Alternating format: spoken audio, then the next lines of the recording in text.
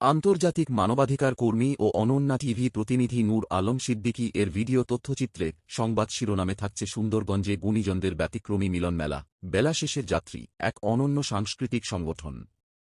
গাইবান্ধা জেলার সুন্দরগঞ্জ উপজেলার তারাপুর ইউনিয়নের চৈতন্য বাজারে ভ্রাম্যমাণ সাহিত্য আসর অনুষ্ঠিত হয়। ভ্রাম্যমাণ সাহিত্য আসরে বেলা শেষের যাত্রী সংগঠনের সম্মানিত সভাপতি নাসরিন সুলতানা রেখা বক্তব্য পেশ করেন। আমরা সকলেই সুসংগঠিতভাবে ঐক্যবদ্ধ থাকতে হবে। সহ সভাপতি জনাব মোহাম্মদ একরামুল হক, সাংগঠনিক সম্পাদক কুশল চন্দ্র রায়, সঞ্চালনায় জনাব মোহাম্মদ এরশাদুল আলম। এই সংগঠন নীতিমালা অনুসারে গড়ে উঠেছে এক ব্যতিক্রমী ও মননশীল সংগঠন, বেলা শেষের যাত্রী। সরকারি রেজিস্ট্রেশনপ্রাপ্ত এ স্বেচ্ছাসেবী সংগঠনটি গঠিত হয়েছে এলাকার সিনিয়র প্রবীণ সাহিত্যিক, শিল্পী, গবেষক, কবি, লেখক ও সাংবাদিকদের সমন্বয়ে।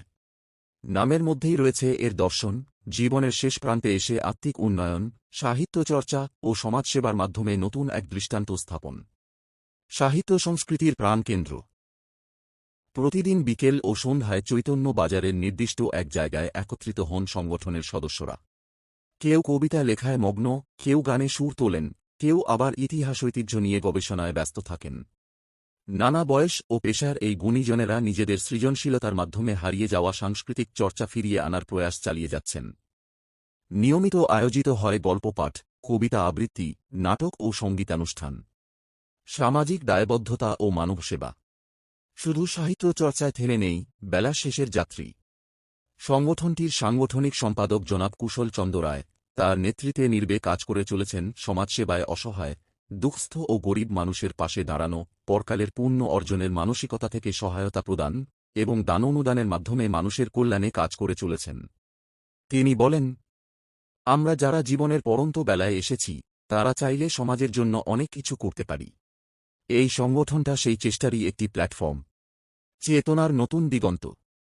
বেলা শেষের যাত্রী সংগঠনটি শুধু একটি সাহিত্য বা সামাজিক সংগঠন নয়, এটি একটি চেতনার নাম।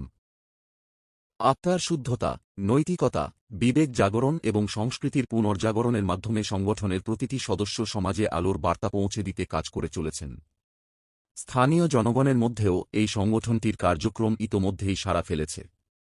অনেকেই মনে করছেন এ ধরনের সংগঠন দেশের প্রতিটি অঞ্চলে গড়ে উঠলে সমাজের নৈতিক অবক্ষয় রোধ করা সম্ভব। মাঝে মাঝে মনে হয় কিসের আনন্দ,